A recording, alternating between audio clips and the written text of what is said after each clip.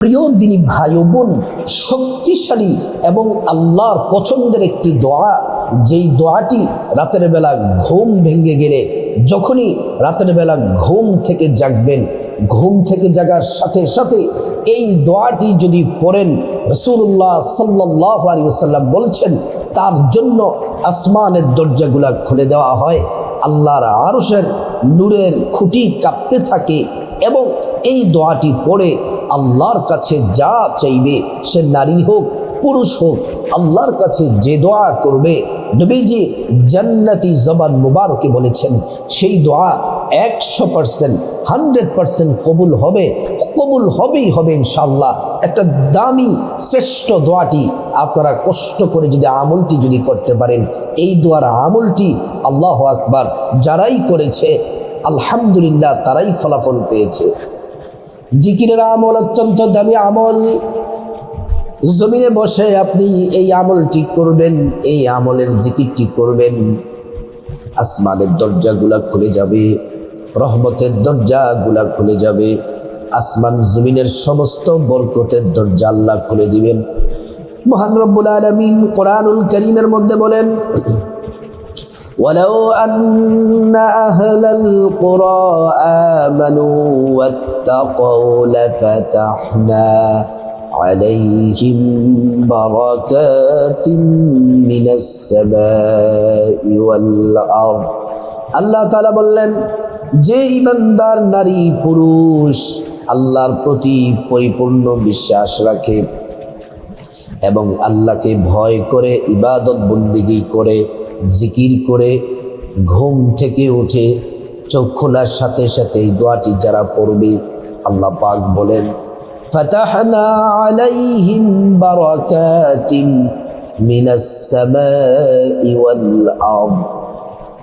আসমান এবং জমিনে যত বরকতের দরজা আছে, সবগুলা বরকতের দরজা যিনি খুলে দিবেন তিনি হলেন আল্লাহ। আল্লাহু আকবার। প্রিয় মা বোনেরা আমার, আমরা তো প্রত্যেক দিন সারাটা দিন পরিশ্রম করার পরে পুরুষ যারা তারা বাহিরে পরিশ্রম করেন, অফিস আদালত চাকরি বাকরি কাজকর্ম করে ক্লান্ত শ্রান্ত হয়ে যায়। মা বোনরাও বাসা বাড়িতে সংসার গোছানো, সন্তানদেরকে পড়াশোনা, রান্না বান্না সহ সাংসারিক কাজ করতে করতে ক্লান্ত পরিশ্রান্ত হয়ে যায়। তখন আমরা রাতের বেলা ঘুমিয়ে যাই। রাতের বেলা যখন ঘুমাবেন, ঘুম থেকে উঠে যদি দোয়াটি পড়তে পারেন, কপাল খুলে যাবে। আল্লাহ তাআলা জিকির সম্পর্কে কোরআনুল কারীমের মধ্যে বলেন, এ বান্দা শোনো শোনো, ইয়া আইয়ুহাল্লাযীনা আমানু যকুরুল্লাহা যিকরান কাসীরা। ও দুনিয়ার মানুষ, তোমরা অধিক পরিমাণে বেশি বেশি পরিমাণে জিকির করো, দোয়া পড়ো, জিকির করো। বেশি বেশি জিকির করলে কি হবে? আল্লাহ তাআলা সূরাতুল বাকারার মধ্যে জবাব দিলেন, ফাযকুরুনি আযকুরকুম ওয়াশকুরুলি ওয়ালা তাকফুরুন। আল্লাহ তাআলা বলেন, বান্দারে শোনো শোনো, যদি তোমরা আমি আল্লাহকে স্মরণ করো, আমি আল্লাহ তোমাদেরকে স্মরণ করব। যদি তোমরা আমি আল্লাহর জিকির করো, আমি আল্লাহ তোমাদের জিকির করব। আমরা আল্লাহকে স্মরণ করি নামাজ পড়ে, কোরআন তেলাওয়াত করে, জিকির করে, তাসবিহ তাহলিল পড়ে, ইবাদত বন্দেগী করে করে আমরা আল্লাহ পাককে স্মরণ করি।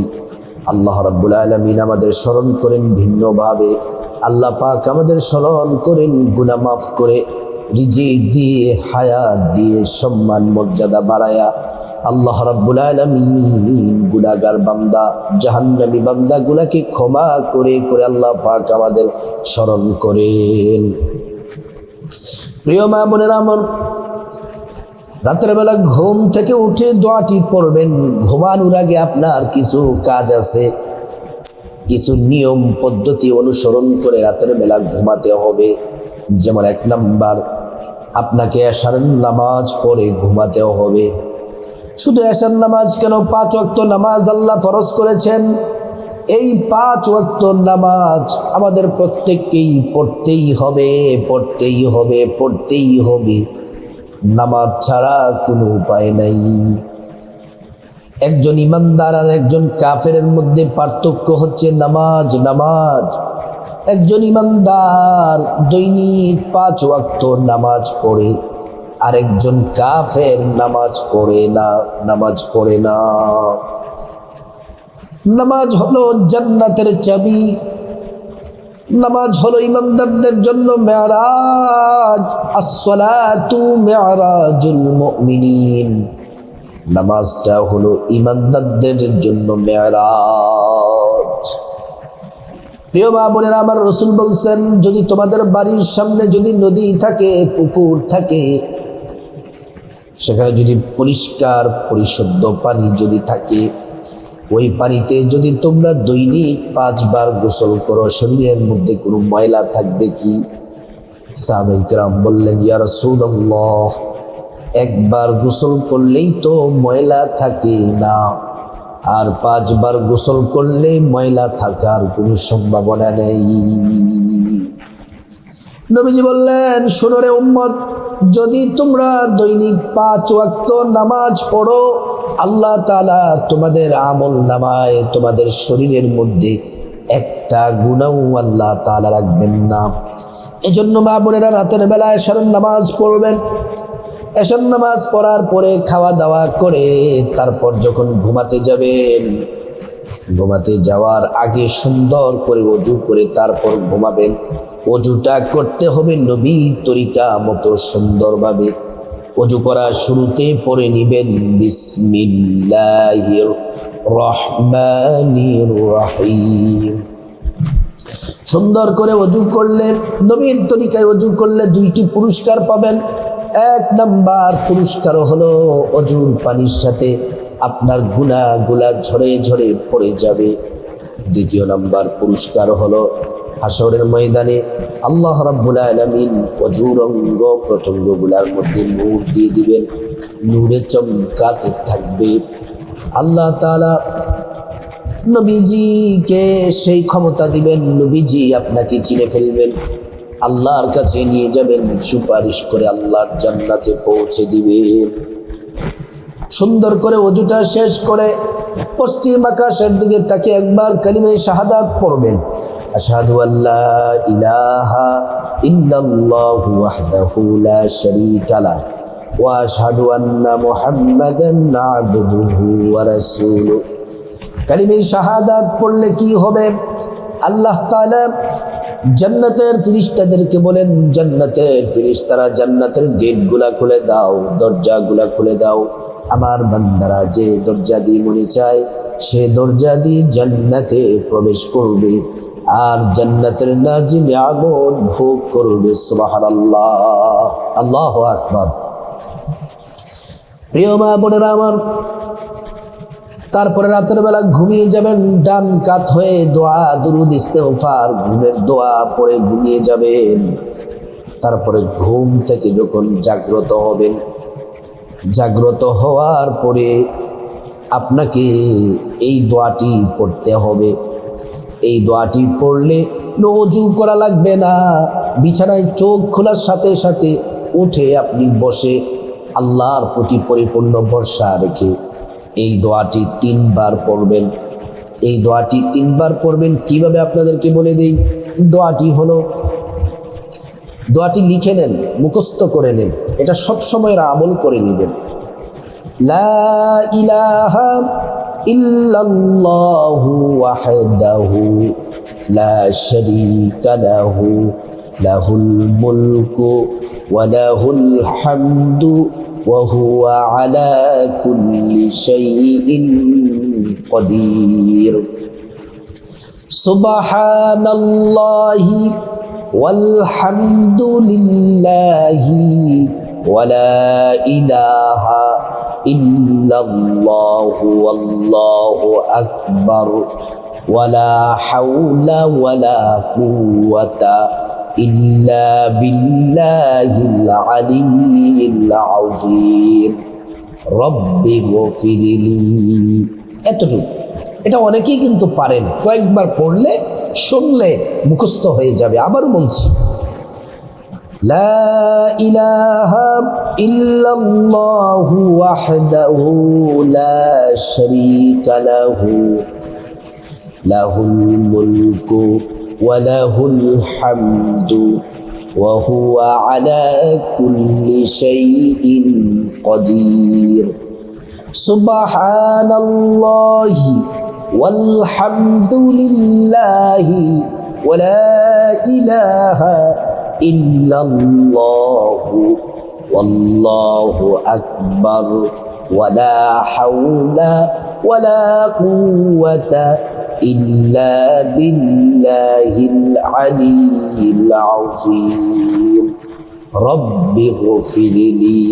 এতটুক আরেকবার বলে দিচ্ছি, লা ইলাহা ইল্লাল্লাহু ওয়াহদাহু লা শারীকা লাহু লাহুল মুলকু ওয়া লাহুল হামদু ওয়া হুয়া আলা কুল্লি শাইইন কাদির। সুবহানাল্লাহি ওয়াল হামদুলিল্লাহি ওয়া লা ইলাহা ইল্লাল্লাহু ওয়াল্লাহু আকবার ওয়া লা হাওলা ওয়া লা কুওয়াতা ইল্লা বিল্লাহিল আলিয়্যিল আযীম। রব্বিগফিরলি। এতটুকু পরে একবার দুরূদ শরীফ পড়বেন। নামাজের যেই দুরূদ, এই দুরূদটি পড়বেন, অথবা ছোট্ট দুরূদ পড়বেন। নামাজের দুরূদটি একবার পড়বেন, আল্লাহুম্মা সাল্লি আলা মুহাম্মাদিন ওয়া আলা আলি মুহাম্মাদ কামা সাল্লাইতা আলা ইব্রাহিম ওয়া আলা আলি ইব্রাহিম ইন্নাকা হামিদুম মাজিদ। আল্লাহুম্মা বারিক আলা মুহাম্মাদিন ওয়া আলা আলি মুহাম্মাদ কামা বারাকতা আলা ইব্রাহিম ওয়া আলা আলি ইব্রাহিম ইন্নাকা হামিদুম মাজিদ। এটা যদি না পড়েন, ছোট্ট দুরূদ 3 বার পড়বেন, সাল্লাল্লাহু আলাইহি ওয়াসাল্লাম, সাল্লাল্লাহু আলাইহি ওয়াসাল্লাম, সাল্লাল্লাহু আলাইহি ওয়াসাল্লাম। তারপরে ওই বিছানায় বসে আপনি আল্লাহর কাছে হাত তুলে দোয়া করবেন। হাত তুলে বলবেন আল্লাহুম্মা আমিন। মুনাজাতের শুরুতে 3 বার পড়বেন, ইয়া যাল জালালি ওয়াল ইকরাম, ইয়া যাল জালালি ওয়াল ইকরাম, ইয়া যাল জালালি ওয়াল ইকরাম। চোখের পানি ছেড়ে আল্লাহর কাছে গুনাহ মাফ চাইবেন, আপনার নিজের গুনাহ, মা বাবা, ভাই বোন, স্ত্রী, ছেলে মেয়ে, আপনজন, আত্মীয় স্বজন, আওলাদ, বংশধর, সমগ্র মুসলমানদের জন্য ক্ষমা চাইবেন। আল্লাহ তাআলা প্রত্যেকের জিন্দেগির গুনাহগুলা মাফ করে দিবেন। তারপরে রব্বুল আলামিনের কাছে বিপদ থেকে মুক্তি চাইবেন, ঋণ থেকে মুক্তি চাইবেন, অভাব অনটন থেকে, জাহান্নাম থেকে, আযাব গজব থেকে মুক্তি চাইবেন। প্রত্যেকটা দোয়া আল্লাহ রাব্বুল আলামিন কবুল করবেন। তারপর আল্লাহর কাছে আপনার যত চাওয়া আছে, হাজত আছে, প্রয়োজন আছে, টাকা পয়সা, ধন দৌলত, রিজিক, খাবার দাবার, নেক হায়াত, নেক সন্তান, নেক পরিবার, পরকালের জান্নাত, যা চাইবেন আল্লাহ তাআলা সে দোয়া কবুল করবেন। তারপর যাদের মা বাবা, আত্মীয় স্বজন কবরবাসী, তাদের জন্য দোয়া করবেন, আল্লাহ তাআলা তাদেরকে ক্ষমা করে জান্নাতবাসী করে দিবেন। আল্লাহ রাব্বুল আলামিন আমাদের সবাইকে, প্রত্যেকটা মা বোন মুসলিম ভাইকে ঘুম থেকে উঠে দোয়ার আমলটি করার আল্লাহ পাক আমাদেরকে তৌফিক দান করুন।